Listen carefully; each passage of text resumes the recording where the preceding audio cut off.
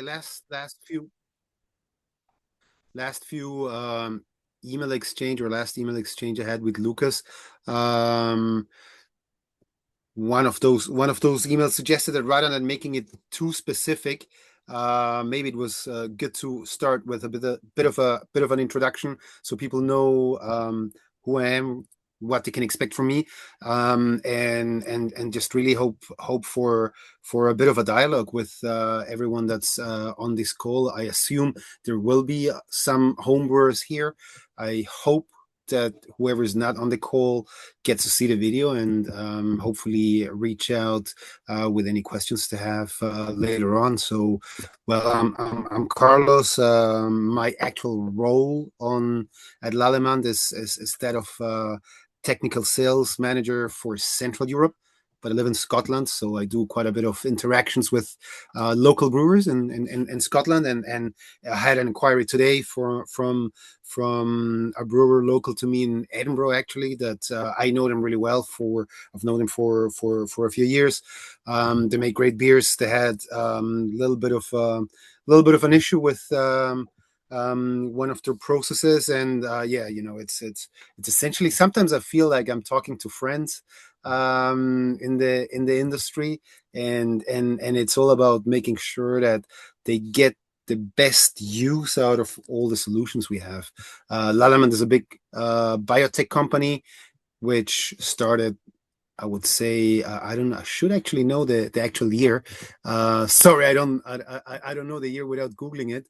But in the late 1800s, with baker's yeast, as you would expect, and it's expanded. It's expanded from there. It does a lot of baker's yeast to this day, but there's also all sorts of other business units.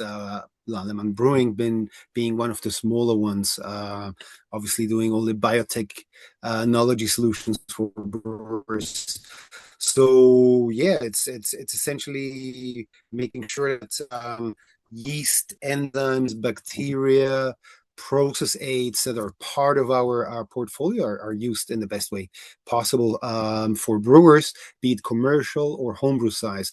It doesn't really matter. And I'll leave you with my contact details here. I've met some of you and that's where I first met Lucas, actually, in that fantastic Lager Than Life competition, which I gotta say it. I mean, the quality of the beers is amazing. It's sky high, and it's good to see that a lot of times we can be a little bit part of it in one way or another, be it as a judge, as a ultimately as a consumer. I'm a consumer in a consumer of beer in the first line, and I just love good beer. But also as a supplier of yeast and other biotechnological solutions.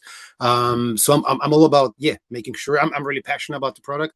I suppose I should start with that. I'm really passionate about the product. My way, or my line into beer wasn't a straight one. I started studying food and biotechnology. I did my master's in Vienna. It was a master's dedicated to wine. And then I worked as a winemaker for about 12 years. And yeah, that was, I guess, my start into fermentation products. I ended up in New Zealand, working in New Zealand for about 12 years all up. 7 of those as a winemaker. And my then neighbor, he wanted to start. He was really keen on starting a brewery, a microbrewery. One day, after a few of my home brews, I started home brewing in New Zealand. He asked me, "Hey, do you want to do this with me?" So we did. We started Outlier Cartel in 2013. It's then the first time we spoke about it.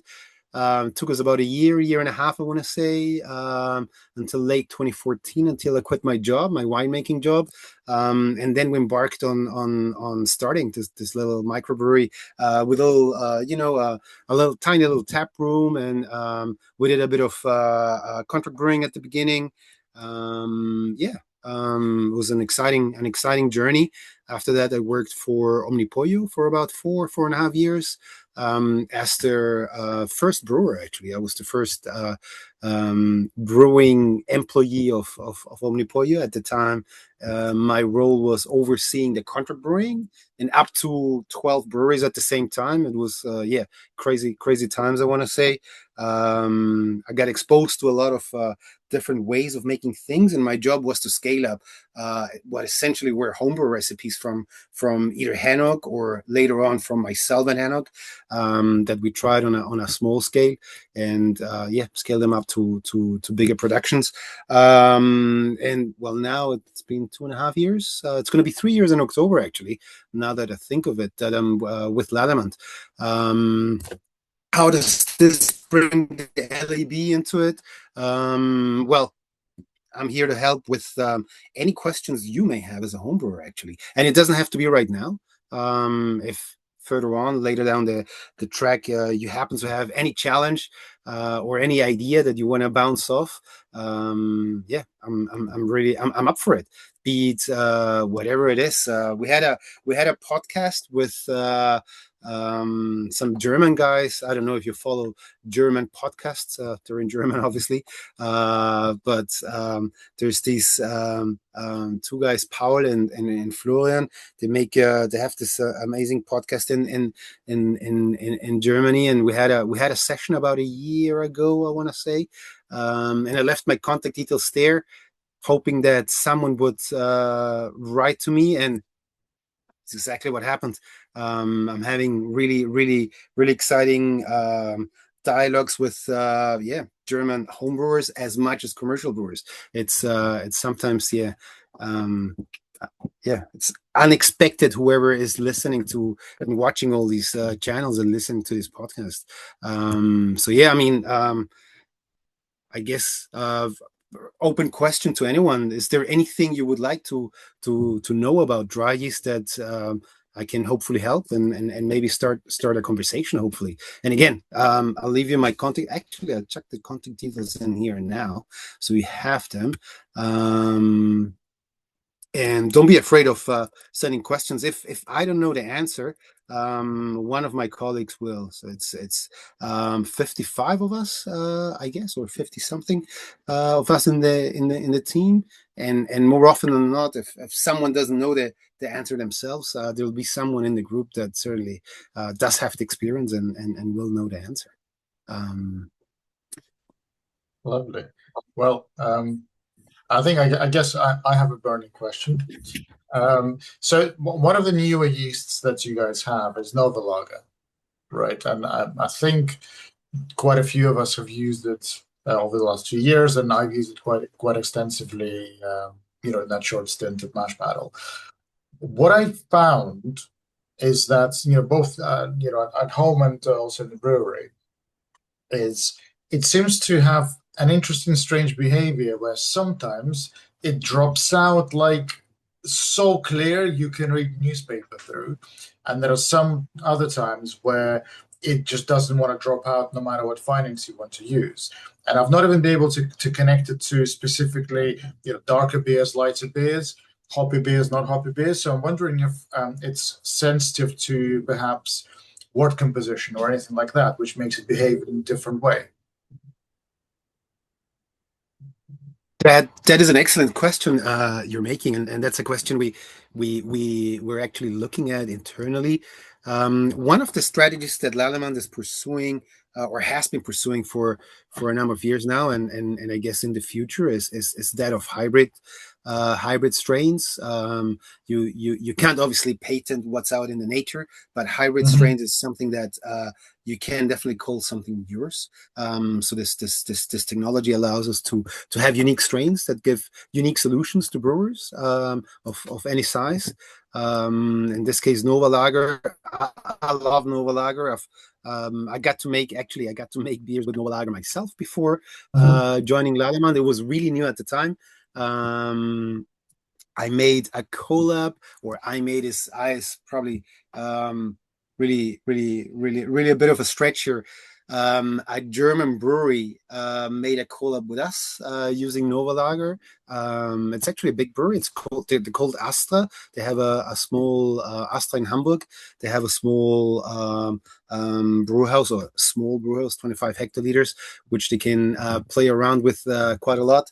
And the brewmaster there, Merlin, he's a fantastic guy. He's a Kiwi actually. Um, he's really keen on trying cool things out, and for a German brewmaster, or for a brewmaster in Germany, he doesn't shy away from using things that are, I guess, non-traditional. So back to your question around Nova Lager, he's used Nova Lager quite a bit in the brewery, and he's using finings now to make sure that the yeast actually drops out, and I think that's something a lot of brewers are doing on the commercial side of things. What it actually is that makes the yeast sometimes drop out and sometimes hang around a little bit, or not fluctuating with the speed we'd like. It's something that the R&D team has described. It's probably something inherent to the hybrid technology, where we don't know exactly which or all, I guess, part of the hybrid DNA, which genes may or may not be switched on and off, and something that will be intermittent in Nova Lager. So sometimes it will express that ability, I guess, Hmm. to. Luckily for that Oktoberfest collaboration with the Dubodasta, it flucked out really well. It's looking good now. That beer was fermented through in 4 days at a crazy temperature. It has a tiny little bit of character, which is not wrong for an Oktoberfest fest beer, I guess, version of an Oktober fest beer. But yeah, same thing. With same recipe, it could actually be a little bit hazy afterwards. I always tell people it's maybe good to start with maybe a Zwickel version of a lager if you want it. Hmm. It's a true Pastorianus, so it is a Pastorianus that has some Cerevisiae genetics in there.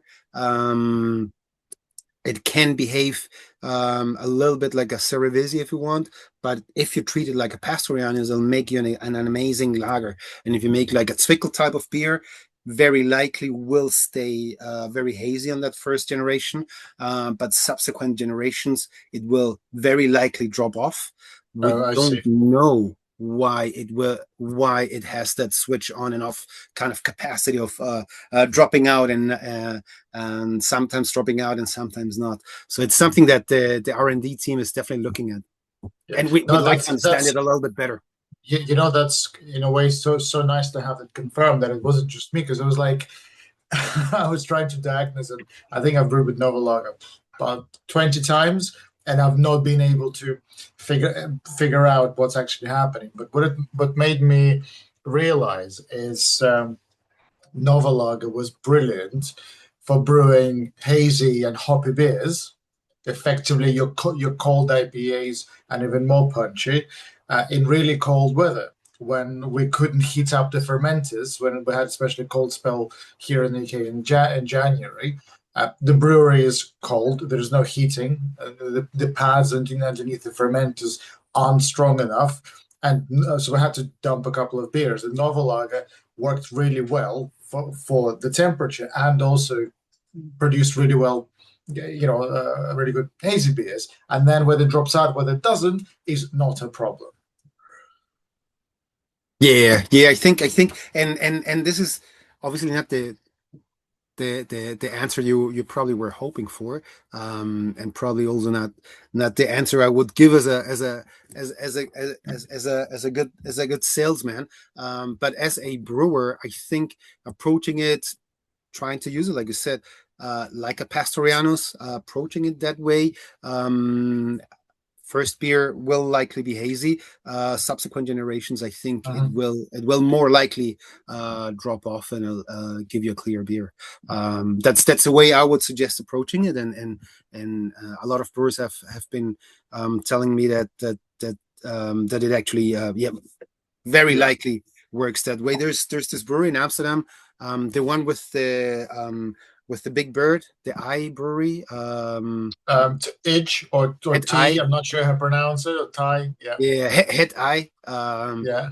which is actually the name of the river in Amsterdam, and those guys use the yeast for their Mexican lager actually, and they usually just start with a hazy version of it, put it on kegs, and then yeah, they'll use it for the clear version. Second generation onwards, and they're actually fine with us telling that that yeast is used. So that's why I can say it. Awesome. Thank you.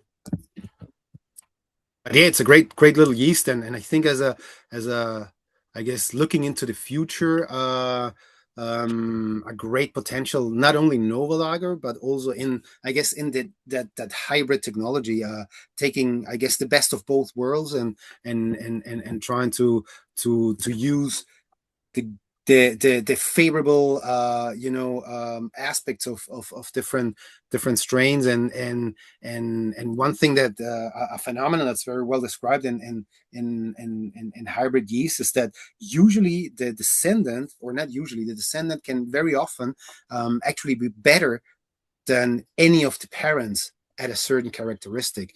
Looking at Pomona, for example, Hmm. it can, which is also a hybrid yeast. It's yeah, I think it's very ester driven, and it can give you already a very great start to your to your IPAs even before you start working with your hops on top. And I think it's a character, or yeah, a potential character that if used right, I think Pomona is a great little yeast for home brewers and making brewers of any size really of getting the best out of their hops because of that ability. Yeah, just being Amazing. very aromatic. Yeah. Anybody else with questions? I do. Hi, Jack. Um, Hi.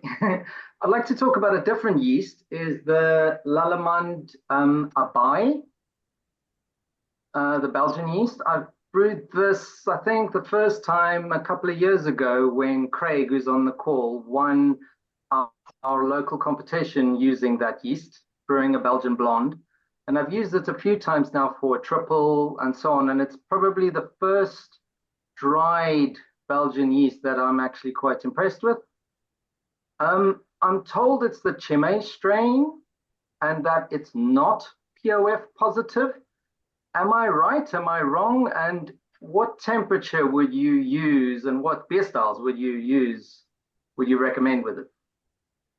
Yeah, so hold on, I got a notification here from Zoom. Sorry, I'm just clicking it away. Okay, it's clicked away. So yeah, Abby's definitely a puff positive strain. Whether it is or not a specific strain, is not something I can confirm, unfortunately. Um, maybe over a beer in person we can have another chat. Where are you based actually? In London. All right, I'll be in London at some point. Okay. Shoot me a message. We may catch up over a beer, and without it being recorded, we can have another chat, I guess. But I of think any strain in reality, your face expression might have given it away. but no, actually for Abby particularly, I have to be honest. I don't know. I actually Okay. don't know. Oh, But back to the puff positive question. Yeah, it definitely is puff positive, and yeah, it's a perfect yeast for doubles and triples. I'll probably use it on the warmer spectrum if you want to get more of that puffy character out. I think we recommend up to 25 Celsius for that strain. You can use it a bit on the cooler side as well. Don't be afraid of playing around even beyond the the framework, or I guess framework, even beyond the parameters what that the team puts on the technical data sheet. I think it's a 17 or 16 to 25, and not wrong. Especially, I don't know how big is your brewery or your brew house? well, just 20-liter batches, but I've always fermented it at 17. I All like right. I like to do a ferulic acid race with Belgians, and that gives the Yeah. phenolic, and then Yeah. ferment cold. I'm not a All right. believer in pushing Belgian yeasts high. Maybe once Okay. primary is done, it helps to push a bit more phenolics and maybe even clean up some hotter alcohols for the stronger beers. But for primary, Gotcha. I usually go cold. I don't know what you think about that. Yeah, no, totally makes sense. Totally makes sense. I'll give you a cleaner character, less muddled, I guess.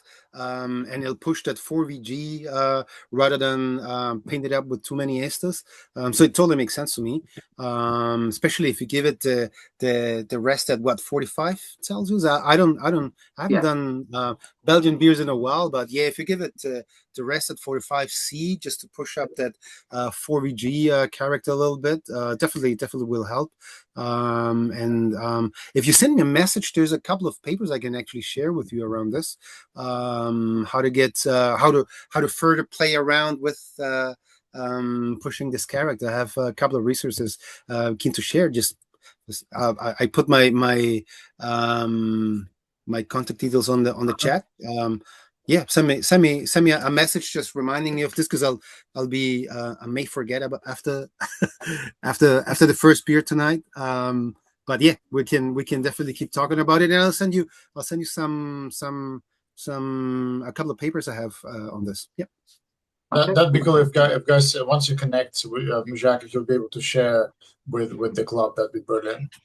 Or just copy in the lab Oh, email. actually, I can send him Oh, to that, Lucas. yeah. Yeah, I got Lucas's email. Yeah. Yeah. Not to say that I want to hear it from you directly, Jacques. Sorry, I didn't mean that. We've got a club email, so we can use that. Perfect. Yeah. Okay.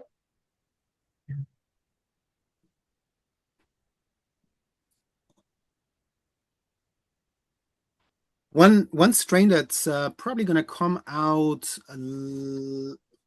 end of August. It's not our strain. It's but I think it's good to talk about it, or good to mention it.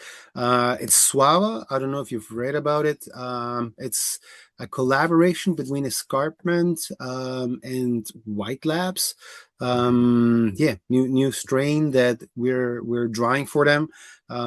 Something we can do actually in for any strain.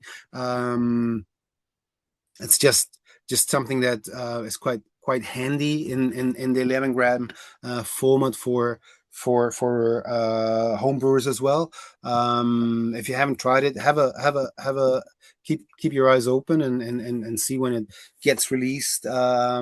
Yeah, I think end of August, so can't be far away. I have not tasted any beers made with Suava yet, but I've been reading about some of the trial beers that other people have made in the group, and they sound fantastic. So I think that could be really cool. Oh, I got your email now. Yeah, I'll send it there. Thanks, Jacques. Yeah, and Carlos, just looking at this at the page for Suava, is it theolized yeast in the sense of it's spliced and genetically modified, or is it selected for its theol expression? Exactly. The latter is the case, and it underwent the magic treatment of the Scarpin Labs team's capable hands, just enhance and further enhance and develop those abilities on that particular strain. Yeah, it's not a genetically modified strain. We can't market that in Europe. So yeah. Yeah, no, that's exactly why I'm asking, Yes. because the theolized yeasts aren't available to the European or British homebrewers. Yeah. Things may change in the future. I don't know, but I mean, there's plenty of other industries using GMO for many other things. So yeah, not sure why food is not why it's not allowed in food yet. Just a lobby thing, I'm sure. Yeah, well, such regulations. We actually had a very good chat in the club around how to ultimately drive deals, and one of the things that everybody's agreed that mash hopping is quite um, a good thing to do if you want to achieve biotransformation, because that's where you get a lot of those compounds into your wort and they bind. And an additional, I guess this is an additional pointer on why, in my opinion, mash hopping is quite good. And let me make a note. I got a little resource, like a little paper here on not directly mash hopping, but it can be applied to.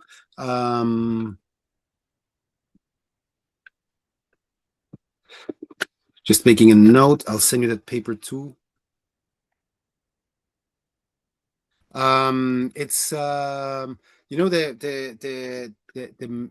process of mash hopping will also load up your mash with polyphenols, which can in return chelate a lot of your aldehyde precursors, which then again will further protect all your it's an antioxidant. That's what it is in the end. So it will keep your positive aromatics in your beer. So something to keep in mind for possibly any beer style, if you want. I would probably use low alpha acid hops for that in low quantities, 2.5, 3 grams per liter. Any hop that maybe a little bit older or that you may not have any other use for it, and not looking to keep any survivables from that hop, will still give you that antioxidative action. So definitely something I would recommend for most beer styles. Yeah. Interesting. Yeah, some of us have been experimenting also with ellagic acid in the Yep. mash to collect the free iron. Exactly right. Yep. That's what the big boys do.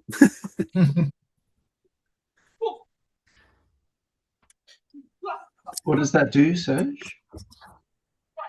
I'll let Carlos answer that one. Carlos? No, go for it, Serge. Go for it. I don't. So in my limited understanding, ultimately, ellagic acid binds and the free ions coming mostly from the malt, which can lead to oxidative reactions post packaging, and it makes them drop out effectively outside of solution in your hot break. That's my understanding of it. That's exactly it. Yep. So then the effect is you bottle condition an IPA and it lasts. It's not 3 weeks, but 3 months. Yep. Exactly right. Sounds very good. So I have limited personal data on this. Have I used it? Yes. Do I feel anecdotally it made a difference? Yes. Have I done side by side? No, I haven't. But also, Ian Cozier has been using it for some time, and looking at the number of medals he's collected for his hobby beers. That might be the secret at the moment. Is this the pomegranate extract? Yeah, that's the one. That's exactly it. That. Yeah, So yeah. you can get like 90% pomegranate extract for fairly cheap, and then work out basic maths, the percentage of ellagic acid it contains, and therefore you can dose your beer according to grams per liter, or rather milligrams per liter in this case. With the pomegranate extract, wasn't it? Yeah, that's right. Yeah, no, that was like a couple of meetings ago. It was really interesting. I've got pomegranate powder, and I think it worked out to a gram for a typical 30-liter mash.